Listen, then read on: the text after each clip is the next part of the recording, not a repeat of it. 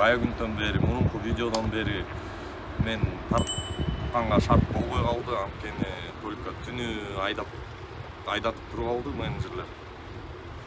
Андан кийин базага келип, базадан 1-2 күн эс алып алып, мени Россияга жиберип салды. Азыр болсо Россияда Калейкада турабыз. Калейка аябай чоң экен. 2 күндөн бери турабыз уже. Анан биякта байкелер да турат. Ушу байкелерге кезгип, азыр алар менен бир аз сүйлөшүп, маектешип, анан өзлөрүнүн иштеген опыттарынын, Европада иштеген опыттарын, анан Россияга баргандардын арасында постоянно Россияга каттагандар да бар. Ошолордун тажрыйбасы менен бөлүшүп кетебиз дейт. Ошондуктан азыр аларга басып баралы. Assalamu alaikum. Assalamu alaikum. Мына дагы бир инчек көлдүк бала болот. Постоянно Россияга каттайт. Не, сен качан келдиң? Мен келгениме бүгүнкү менен 2-чи сутка болот. Буюрса бүгүн кечинде киребиз. Латыштардын границасынан ары Москвага өтөбүз. Буюрса жакшы, Кудайга шүгүр. Не дейбиз дагы? Ошо самый главный күч, анан чыдамдуу, анан сабыр керек. Калган баары болот буюрса. Мен ошо биринчи жолумун Россияга билем. Буюрса байке баары жакшы болот. Ништяк. Шүгүр болгон эле мындай эле Калейка очерет. Аябай көп экен очерет, Көп аябай. Бул Латвия тарабы, бияк уже чегара пункту, ушактан досмотр өтүп, бияктан мына Калейка. Кыргызстандыкындай эле го, Кыргызстандыкынан да узунураак го дейм биягы. Кыргызстандыкынан узунураак, 2 катар. Анан бияктын системасы жакшы экен да. Бияктын системасы кандай электронный очередь менен? Электронный очередь бияктыкы система. Тиги ичинде таблон менен, таблон бар, таблондон көрүп турабыз. Кайсы маалда канча машина калды алдыңда. Тиги орустар жактан келатканда болсо аякта живой очередь. Ошол Машиналар өтө эле көп экен биякта. Азыр биздин машина турган жерге баралы, бияка магазинге келгенбиз, биякта магазин бар экен. Суу алып алып дегенде. Кеттим, тиги байкелерге жолугуп келели. Биякта болсо платный паркинг. Литва жактан келаткандар ушака токтоп очередтерин күтсө болот.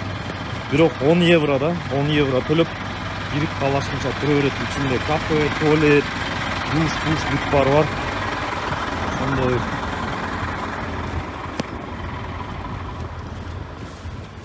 Мына дагы бир Вантана турат.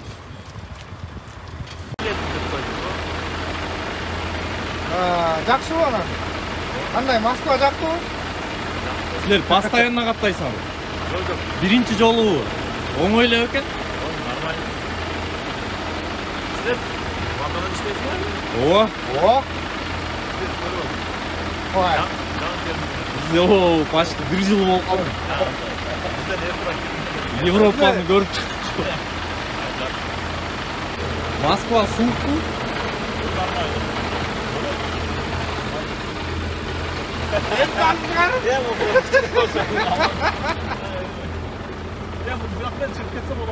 Болот мондай эле. Мондай табло азыр 940-чы очереддегилер жылып баштады. Иштериң бүтүрүп алдыңбы? Ооба, бүттү. Бүтпөй турган иш бар бул.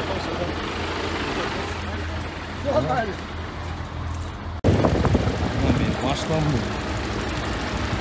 Короче, мен холодильниктин холодильнигинин аккумулятору отуруп калган. Күндө анан прикуривать этип азыр ушун 1 саат турду. Буйрсайм оталатпы деп ойлоп атам. Mercedes аккумуляторлары артында болот. Ушактан сайып эле 12 вольт бар. Анан бияқта болып сайылы бір күн өтетіп зарядка болып тұр, онан отағыз алысты.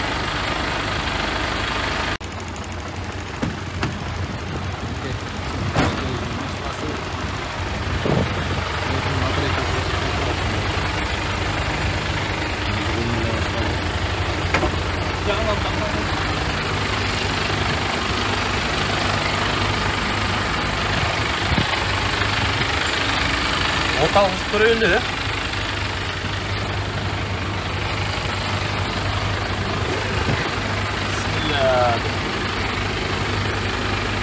өлік аккумуляторлар ұшындай олып та. Водительдерлер қиналат ана. О! Отал. Бұның деген неме қыл қойыш керек, постоянкаға қойып қойыш керек та. Постоянныйға қойу. Астына уже қойып постоянныйға. Постоянный. Мотор, адыр қолы болады. Өзі ақпардан шығады.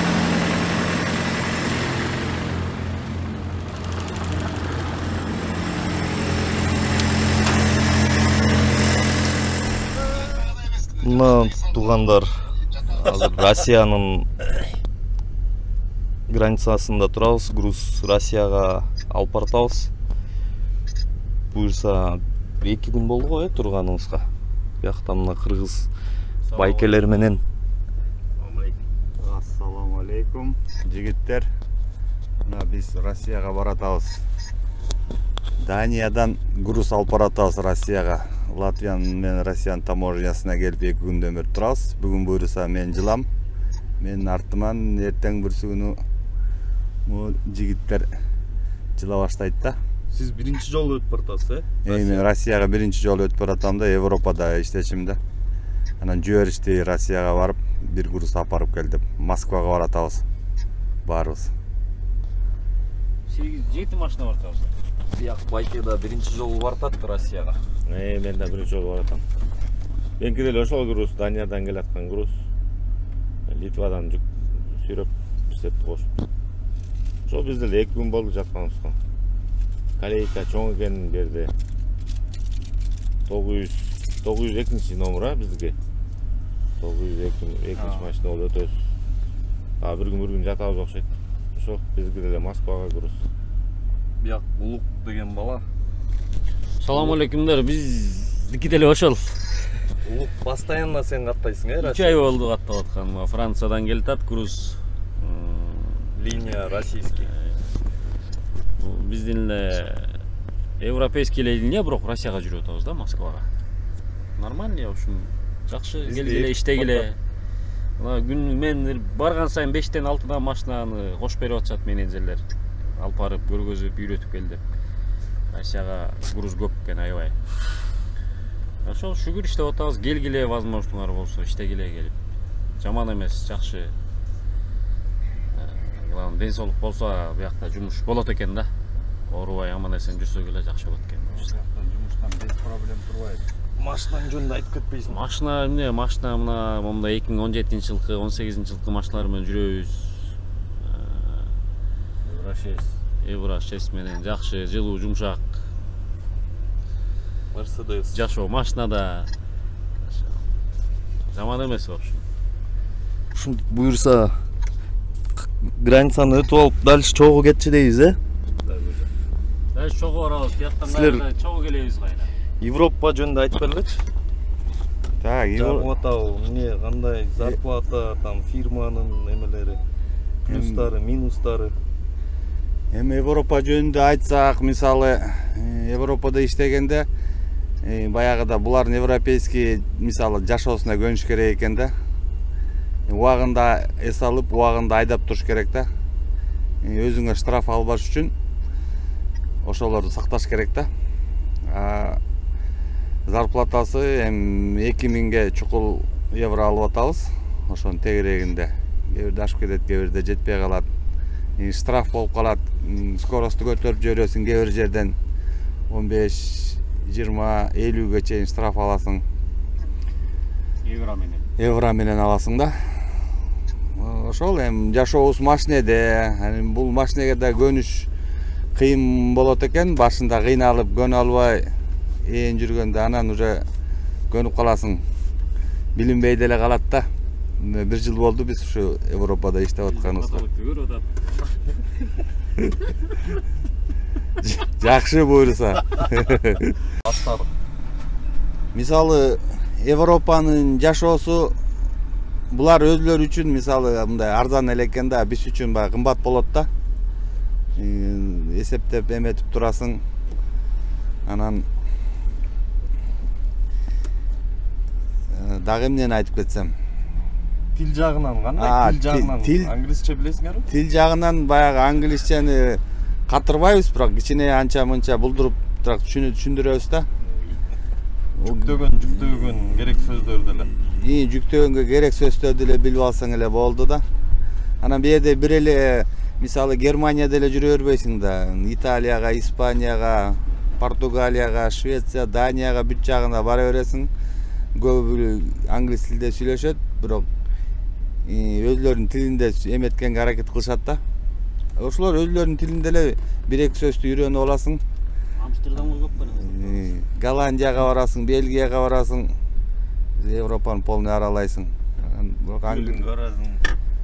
Түркүн жактарга барасың да.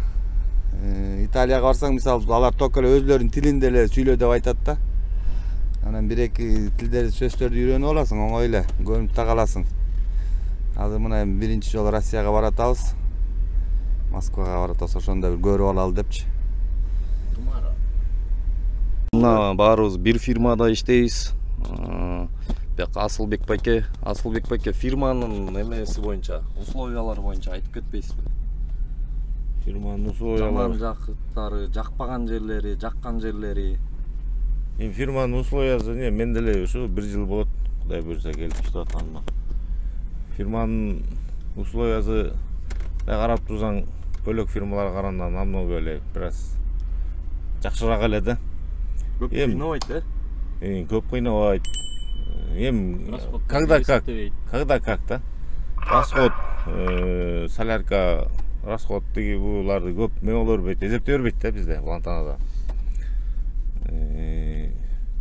Вычеттер жок, штрафтар жок. Фирма жагынан. Менеджер менен жакшы келишип сүйлөшүп, менеджерден көп нерсе зависит этет да. Менеджерин жакшы болсо, жакшы жумушуңда жакшы иштейсиң, эз аласың, ушундай. Мен өзүм деле отпускадан жаңы келдим, анан келсем эле бияка Россияга чыгасым, мен Россияга биринчи болуп чыгып, ошол мына границада жатабыз. Анан Европа жөнүндө деле айтып кетсем, Европада Кыргызстандан келгенде биякта кымбат болот, баары кымбат болуп, көзүңө ушундай көрүнүп калат.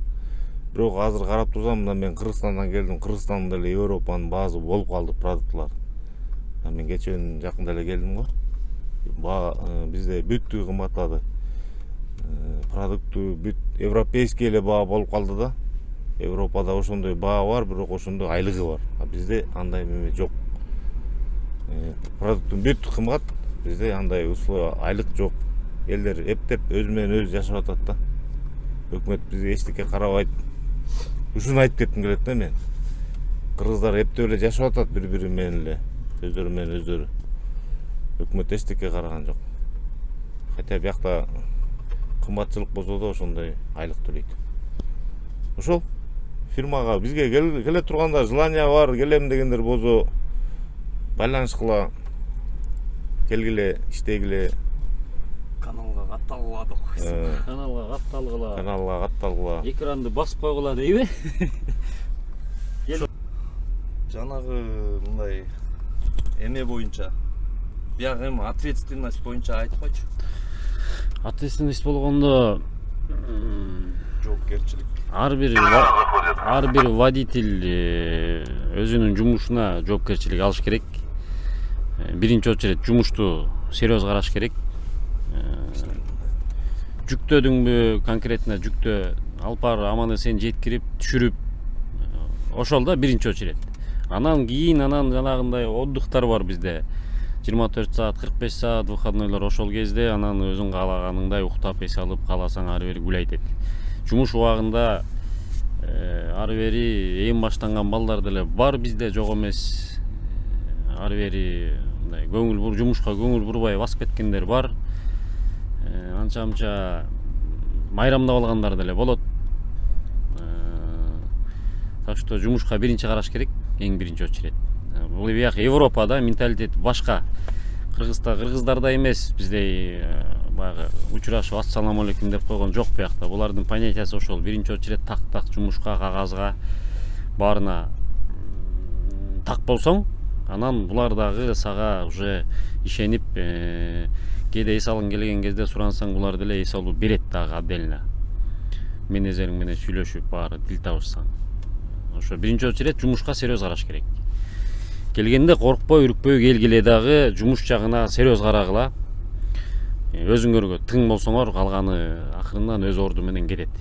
Анан тентек кылмай жок. Тентек кылмай жок. Тентек кылган балдар да бар. Жок эмес андайлар дагы. Европада деле кылып атышат, Россияда деле кылып атышат. Бар андай балдар. Билбейм, аны ар бир адам өзүнүн эмеси. Желательно тентек кылбай эле коюш керек. Кылбаш керек да, конечно, айтып атпайм. Бияк Кыргызстан эмес. Бияк Кыргызстандан бирдеме болуп кетсең дагы, ой, тиги досум бар, иним бар, агам бар, анан ассаламу алейкум деп бүтүрүп кеткен өлкө эмес бияк.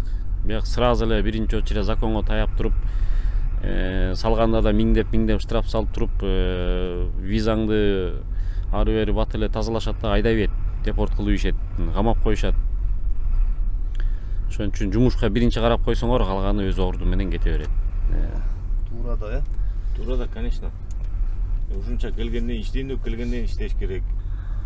Жакшынака болуп иштеп, өзүң жасаган жумуштарың ответственныйраак болуп, ошол жакшы иштесең булар деле түшүнөт иштеп атат деп. Эми премия бербейт, конечно. Бирок бүтке жеңилирээк жумуш болот да. Өзүң жакшы түз жүрүп, жакшы иштеп, жакшы. Өзүбүзгө жакшы да. Бияк бизге сабак болуп атат да. Өзүбүз канча жумушка түз карап, документально түз карап, эл менен мамилебиз бар, булардын мамилесине биздик асман менен жердей экен да. Келген балдар менен бияктагы европейсктердин отношенияларыбыз асман менен жердей да. Анан биз да булардан сабак алып атабыз, үйрөнүп атабыз. Бул эми өзүбүзгө плюс, кийинки келечегибизге жакшы да. Хойт каяка барбай, эми жаш ушундай болуп калбадыбы, эми азыр дүйнө жүзүн кыдырыш деле мындай эме болбой калыптыр да. Маданият. Хойт каяка барбай, ар бир өлкөнүн менталитети ар кандай болот экен, ошолорго жараша отношения кылып жашаш керек экен да. Анан келем дегендер да англисче үйрөнөм, анан немисче үйрөнөм, анан тил билбейм, барбайм деп. Коркпогула. Кыжылат болбой эле. Коркпогула. Келөргүлө, биякта ан бүт уже, биякталар деле түшүнөт уже. Үйрөнгүлө, бир ай. Выгрузка, таза болбосо телефондо переводчик деген бар, ошо менен перевод кылып сүйлөшөсүң. Европаны кыргызча сүйлөмө үйрөтүп койгон болстой. Жарты Европаны кыргызча сүйлөгөнгө үйрөтүп койдук, келе бергиле.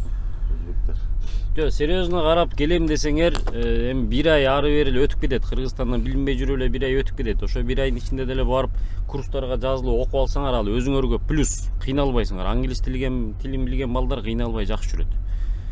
Эми практически дагы, конечно, практика дагы үйрөтөт. Өзүң барып катышып, ош жерден анча-мынча түшүнүшкөн сөздөрдү укмайынча үйрөнө албайсың баары бир. Үйрөнүп келгиле. Биринчи очеред өзүңөргө уверенно мындай 100% настроюңарды жумушка коюп алып келсеңер, баары жакшы болот. Кудай буйрса. Рахмат. Келе тургандар через фирма менен келем дегендер да бар. Прямой бияктан приглашение жөнөттүрүп, биздин начальниктер, фирманын начальниктери прямой приглашение жөнөттүрүп келе тургандар деле бар, келип аткандар деле бар. Ал эми мындай да, разница 600 еврога болот да. Жак уже 800 болду. 800 болуп кеттир уже.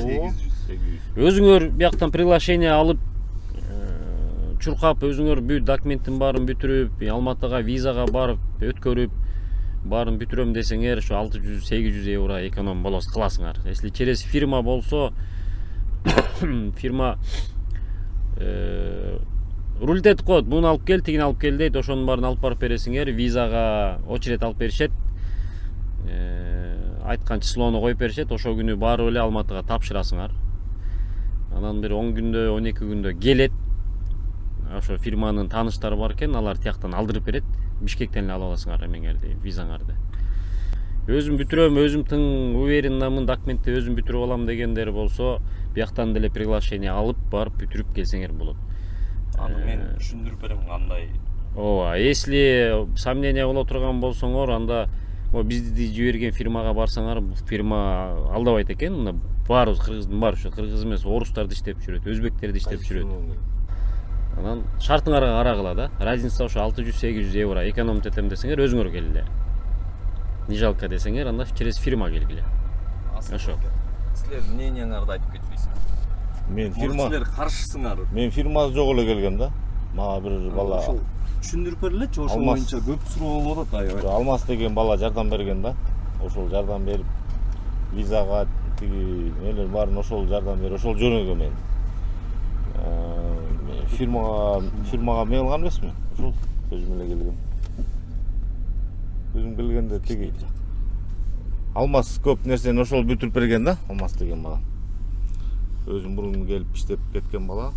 Ошол Блантанадан пригласительный тиги булардын баарын ошол алып берип, ошол жөнөткөм мен. Ошол былтыр деген 600 фирмаларды уктум да мен. Азыр болсо 800ден кеми жок экен да фирмалар. 800ден кем албайт экен, 800 евродан кем. Былтыр 600 евродан болсо азыр 800 евро алып коюптур. Ошол мен келем дегендер болсо бияктан фирмалардын нелерин таап ошактан эле өзүңөр аракет кылып келсеңер деле болот да. Эми бир аз суркайсыңар, эми визага тиги буга. Эми ал жерде эмне аласың? Виза аласың, медсправка. Ошол эле да. Визага МИДке барып кеткен очередке туруп ошентип эле алсаңар болот да. Өзүңөр туркасаңар деле болот экен. 1-2 ай болуп калат да. 800 евроңар чөнтөгүңөрдө калат өзүңөрдө. Ошол ушундай мен келген. Сиз айтып кетпейсизби? Эми мен айта кетсем, мен мисалы фирма менен эле келгем да. Фирмага барып, ошолор приглашение алып берип, ошол фирмага менен эле келдим. Фирмага барган себебим баягы майда чүйдө документтерин өзүлөр топтоп берет, билбегениңди айтып берет. Анан плюс ошо визага МИДтен нот алып беришет.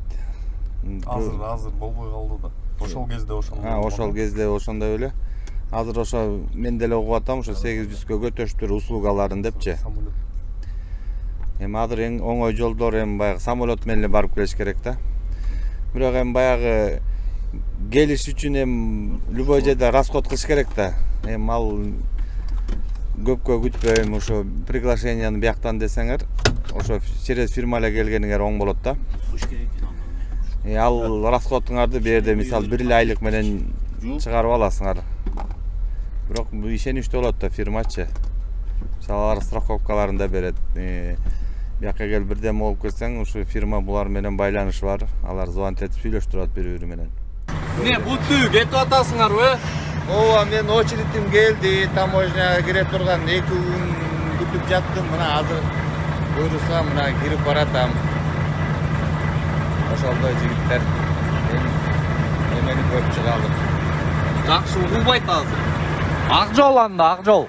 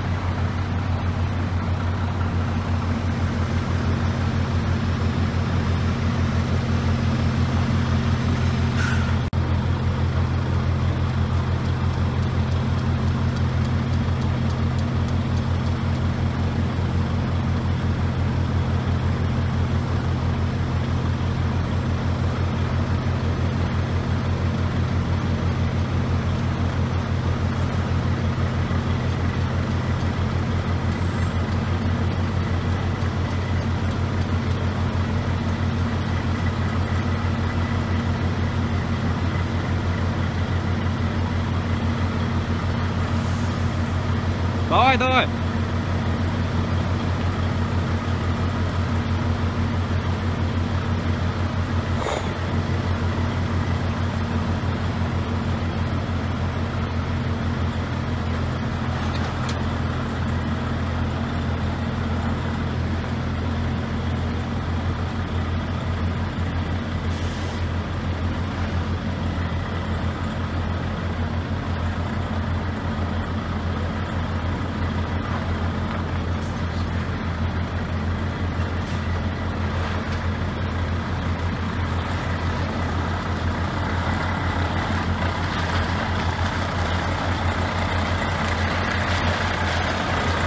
Давай, так жол.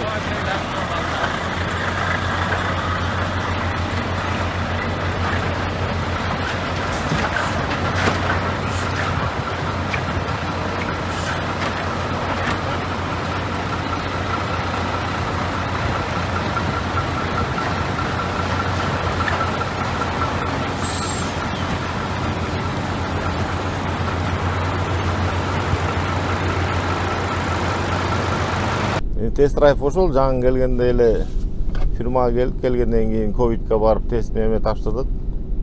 Тест тапшырдык, анан кийин эле тест драйв деди. Келип эле тест драйв тапшырдык. Ошол отуруп айдадык. Айдап рампага койдурат. Тест драйвдан бир эле өтүп кеттик биз, шыр эле. Мисалы айдай албагандар Айда албагандарды билбейм, биз менен келгенде бизде водитель нехватка болуп ошондой болду окшойт да. Биз менен 7 бала тапшырсак, 3-өөбүз өтпөй калганда, 3-өө деле биз менен окуду, биз менен бүттү, биз менен эле чогуу Европага кетти, местный иштеди, Европага кетти, ошентип эле иштеди да.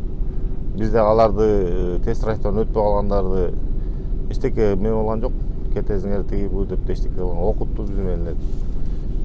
Анан ошо колдон келсе келе турган болсоңор баягы үйрөнүп келгиле, ошол жактан аракет кылып, мен Кыргызстанда фура айдагандар көп да, тууганың бар, досуң бар, тайкең бар, жээниң бар дегендей, ошолорго сүйлөшүп эле айдаганды үйрөнүп,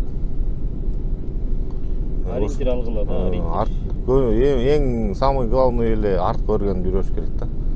Эми барыбыз эле жеңил, мен деле жеңил машина айдап жүрүп, спринтер ушундай айдап жүргөм да. Фурага мен деле ошо Кыргызстандан бир аз үйрөнүп, Кыргызстанда аякта үйрөткөн балдарга да рахмат, ошо үйрөтүп, мындай тигиндей деп. Илгиз деген бала үйрөткөн мага ошол жактан. Эми бул деле бир отурганда, конечно, 17 метр мемени башкарыш деле оңой эмес. Кыргызстандан бир аз аракет кылып үйрөнүп келсеңер өзүңөргө жакшы да. Келгенде тест драйвды тапшырсаңар болду, калганы окутат, таканы окутат бүт. Анан өзү бар мен кетип берет. Ошол башында чыкканда оңой болду же оор болду Европага чыгып кеткенде? Эми Европага мен деле наставниги жок, эчтекеси жок, өзүм жалгыз эле отуруп айдай берди да. Эми оор болду, конечно, үйрөнгөнчө любой эле нерсени кылбаган жумушуң болсо үйрөнгөнчө кыйналасың. Мен кыйналдым, бир 2 айдай кыйналдым го, өзүм жалгызмын еще. Таканы үйрөнө албай, таканы үйрөнүп, эми анын баары иш жүзүндө баары боло берет да. Үйрөнөсүң, аракет кылсаң бүттүк нерсе болот. Аракет да. Ушунча келгенден кийин аракет кылып иштедик, иштеп атабыз, Кудай буйрса, 1 жыл болоюна калды. Жакшы эле бар. Кудайга шүгүр. Коркпой эле келе бериш керек да, Коркпой эле келе бериш керек. Эми коркпой десе, наура деп эле келе бербей, бир аз аракет кылып жактан мындай рулга отуруп, бирке чувствовать этип, фура деген кандай болот экен, 17 метр машинаны башкарыш кандай болот экен, бир аз артка алдыга айдап, Кыргызстандан аракет кылып келсеңер, биякта бир аз жеңилирээк болот өзүңөргө. Анан баса силер таанып калдыңар, жанагы бир фураны тигач сцепка менен чогуу оңторуп салган бала. Ошо кыргыз балдарданбы же өзбек балдарданбы ошо боюнча да? Өзбек бала болчу, ал биздин алдыбызда келген бала болчу да. Ал без опыта окшойт, өзбек бала, бирок кыргызстандык өзбек бала болчу да. Алар двойной экипаж болуп, биздин алдыбызда эле жаңы чыгып Европага кетишкен да. Уктап кеткен да алы. Ал местныйда 1 айдан ашык жүрдү. 1 айдан ашык местныйда жүрүп, анан ошол тиги жанында азыр уктап келаткан экен. Анан уктап кеткен да ал. Рулда барат уктап кеткен, анан жатып калган машина. Эми жатканда машина биякта бөөттүгү застрахованный да. Балага эчтеке не кылган жок. Просто жумуштан олт этелеп жиберди, болду ошол. Ал жагынан загруз, за машину аяктан эми өзүңө сак болушуң керек, конечно. Сак болуш керек. Бирок алардын баары застрахованный болот да. Чарчаганда токтоп эле укташ керек, эч ким. Конечно. Үчүн штраф. Чарчадыңбы, токтоп, эз алып. Бу жерде көп нерсени эс алыш керек. Көп нерсени бу жерде менеджер чечет да. Менеджер менен жакшы болуп, жакшы мамиледе болсоң эле болду. Менеджериң жакшы болсо, чарчадым, эз алам десең, эз аласың. Эми өзүң такам менен эз алып турган убактын кезде ал эч кимден сурабайсың, өзүң эз аласың, айдайсың. Ошол. Ушундай Европада жумуш. Келем дегендер болсо келгиле. Рахмат маалыматка. Эчтеке эмес. Келем дегендер болсо ушул YouTube'дан Кыргыз Дальнобой дегенге катталгыла, ушудан маалыматтарды алсаңар болот. Бияка келгенде деле биякта биздин Кыргызстан Европада иштеген группалар бар. Группаларга кошулуп, билбеген нерселерди биз деле ушул обмен опытта бул эмеде сурайсың, билбегениң ушундай болуп атат, кандай кылам, не кылам десең биякта бүт нерсени түшүндүрүп берет. Ийне жүүнү чейин түшүндүрүп берет балдар. Баргандар билген. Анан колуңардан келсе ушул каналга катталып койгула. Бияка эме болот, бурчка. Инстаграмды чыгарып коем, Инстаграмга да катталгыла. Урматтуу менин каналымдын көрүүчүлөрү, ушинтип мен барып башка кыргыз Европада жүргөн коллегалар менен тааныштырып, алар менен маектешип келдим буюрса. Анан өзүңүздөр көргөндөй эле ар кимдин өзүнүн тажрыйбасын айтып берди. Ким кандай келген, ким эмнеден өткөн, ким кандай жүргөн, ошол жөнүндө айтып беришти. Баягы менден эле укпастан алардан да угуп алдыңыз. Анан мен баягы фирма менен келгиле же өзүңөр келгиле деп айта албайм.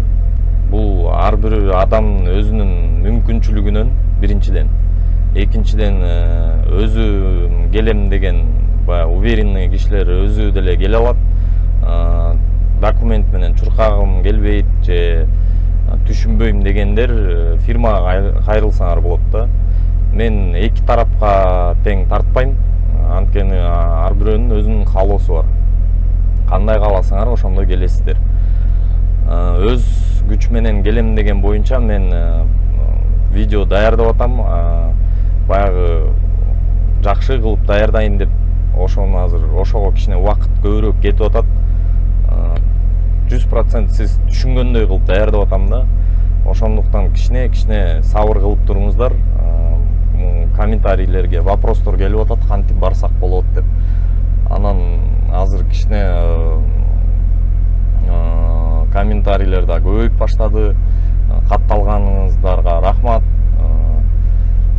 Ошондуктан бир аз жетишпей баштадым. Анан азыр бул видеодо көргөндөй эле мен Россияга бартам. Россияга биринчи жолу бартам, Москвага. Выгрузка ошол жакта болот. Москва, Подмосковьеда болот да, если точнее айтканда. Анан азыр ойдун баары ошол границаны өтүү, документтерди тууралап кантип өтүш керек, ошолор боюнча мен бияктан сураштырып кичине убакытта чоюлуп атат ошо видеону чыгарайын дегенге. Ошондуктан бир аз сабыр кылып туруңуз. Урматтуу көрүүчүлөр, көрүп аткандарыңарга чоң рахмат. Бирок подписка кылбай эле көрүп аткандарга сураныч. Подписка кылып көрсөңүздөр аябай мен кубанат элем, анткени сиз канчалык көп подписка кылсаңыз, канчалык көп комментарий жазып, лайк бассаңыз, ошончолук көбүрөөк киши менин видеолорумду көрө алат. Менин оюмча бул билбей Европа жөнүндө кантип барыш керек, ошолорго аябай чоң мындай салым болот деп ойлойм да. Ошондуктан суранып кетет элем, менин каналыма подписка кылсаңыз аябай жакшы болот эле. Жана инстаграмым бар, ошол инстаграмга да катталып, ошол жерден дагы сообщение жазсаңыз болот. Ошол жерден лично мен жооп бергенге аракет кылам. Барыңыздарга чоң рахмат. Кийинки видеодо көрүшкөнчө салам алейкум.